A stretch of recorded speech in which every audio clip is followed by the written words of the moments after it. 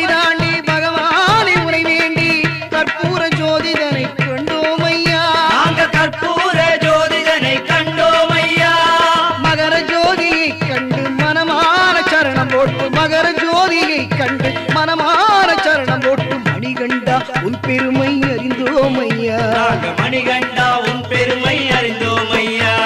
சாமியே சரணம் ஐயப்பா சரணம் சுவாமியே சரணம் சரணம்